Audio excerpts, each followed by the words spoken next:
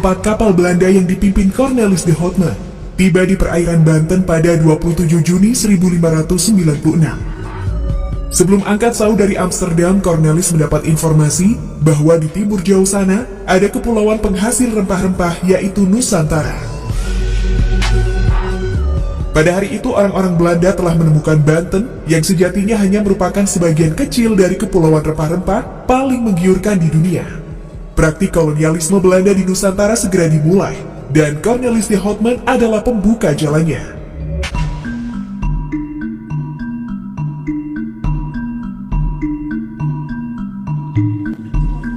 Desas-desus mengenai kepulauan rempah-rempah yang terletak di negeri antah berantah menjadi isu yang marak diperbincangkan oleh kalangan pedagang di Eropa pada akhir abad ke-16 itu, termasuk di Belanda.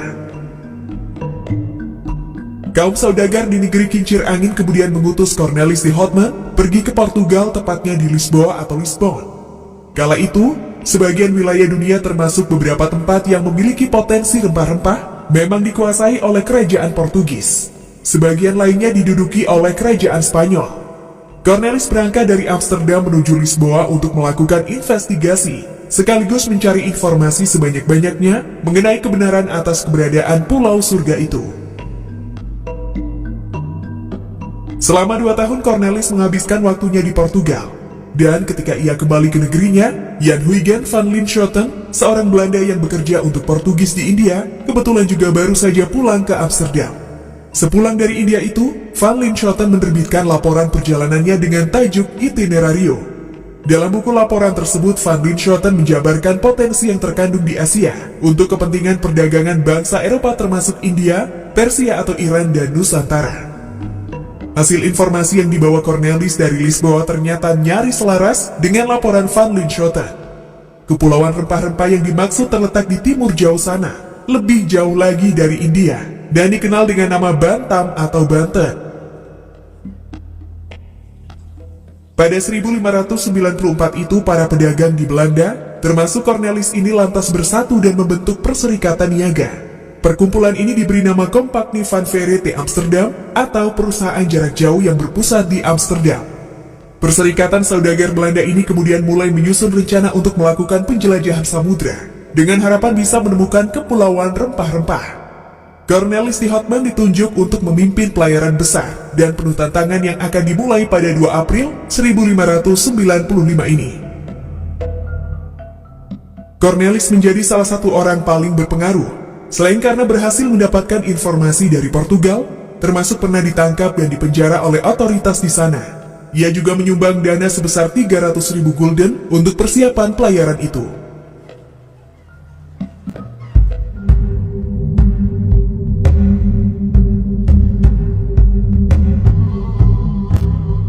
Ada 4 kapal yang diberangkatkan masing-masing bernama Amsterdam, Hollandia, Mauritius, dan Duifken. Dengan 4 kapal inilah orang-orang Belanda untuk pertama kalinya mengarungi lautan menuju timur jauh. Ternyata tidak mudah bagi armada besar Belanda pimpinan Cornelis de Houtman untuk mencapai bahkan menemukan Banten. Begitu banyak rintangan yang mereka hadapi selama mengarungi lautan. Baru beberapa pekan setelah meninggalkan Amsterdam, banyak anggota penghuni kapal yang terserang penyakit. Paling parah adalah wabah sariawan lantaran menipisnya stok makanan. Belum lagi terjangan badai yang nyaris saban waktu melanda keempat kapal tersebut.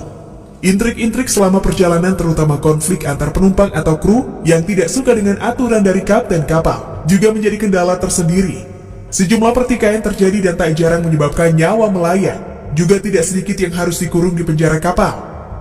Saat singgah di Madagaskar, pulau yang berada di Samudra Hindia selepas pantai timur Afrika, semakin banyak kru yang tewas. Tidak kurang dari 70 orang meninggal dunia dan dikuburkan di pulau ini. Teluk Madagaskar kemudian dikenal dengan istilah kuburan orang-orang Belanda. Hanya dalam tempo 6 bulan sejak keberangkatan, lebih dari 1/4 orang yang ikut dalam ekspedisi ini harus kehilangan nyawa. Cornelis dan kru tampaknya tidak mempersiapkan diri untuk menghadapi iklim dan alam tropis yang jauh berbeda dengan kondisi di Belanda. Satu persatu awak kapal bergelimpangan pingsan lantaran kehausan dan tidak tahan dengan cuaca panas khas kawasan tropis.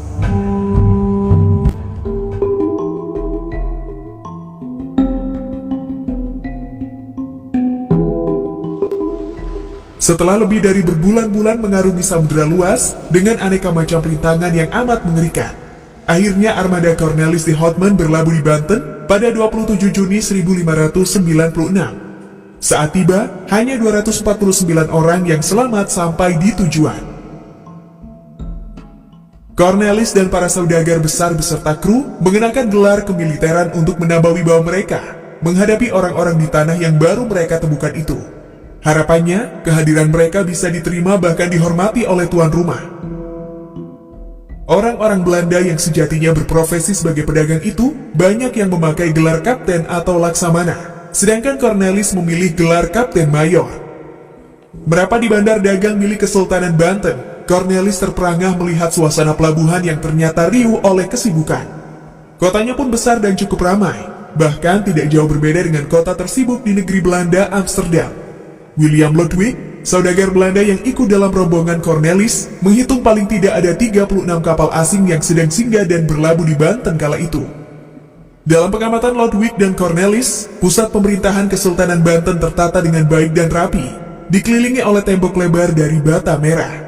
Luas kota ini kira-kira nyaris setara dengan Amsterdam, dan seperti ibu kota Belanda itu. Di kota Banten juga terdapat banyak kanal yang seluruhnya bisa dilayari. Kapal-kapal Belanda yang ditumpangi Cornelis juga semua kapal asing, wajib memasuki pintu gerbang khusus dan harus membayar ongkos masuk. Awalnya, kedatangan bangsa asing ini memang disambut dengan baik oleh penduduk setempat, termasuk oleh otoritas Kesultanan Banten. Saat itu Banten diperintah oleh Sultan Abdul Mafakir Mahmud Abdul Qadir yang baru saja naik tahta pada 1596 sampai 1647. Cornelis seharusnya bisa menunaikan misinya, yakni membeli rempah-rempah yang dibutuhkan, karena transaksi perniagaan di Banten amat gampang. Barter, bahkan mata uang sudah menjadi alat pertukaran yang cukup populer. Namun, orang-orang Belanda yang belum lama menginjakan kaki di tanah Banten itu justru bertingkah buruk, terutama dengan seenaknya keluar masuk kota Banten.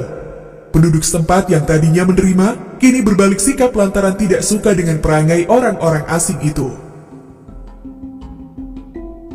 Akibat perilaku yang tak pantas itu, banyak orang yang ditangkap oleh aparat Kesultanan Banten dan dijebloskan ke penjara. Salah satunya adalah Frederik de Houtman, kakak Cornelis. Portugis juga turut bermain dalam situasi ini. Kala itu, Portugis yang punya pengaruh besar dalam perdagangan di beberapa wilayah di Nusantara bermitra dengan Kesultanan Banten. Disebutkan oleh Slamet Mulyana dalam buku Runtuhnya Kerajaan Hindu Jawa dan Timbulnya Negara-Negara Islam di Nusantara. Pihak Cornelis terpaksa membayar uang pembebasan. Mereka diusir, digiring keluar dengan tembakan meriam dari benteng kota Banten. Misi Cornelis di Banten memang belum berhasil, kendati tidak bisa juga dibilang gagal sama sekali. Namun, inilah untuk pertama kalinya armada Belanda menemukan jalur dan akhirnya tiba di negeri surganya rempah-rempah. Dan Cornelis de Houtman adalah perintis arahnya, pembuka jalan kolonialisme Belanda di Nusantara.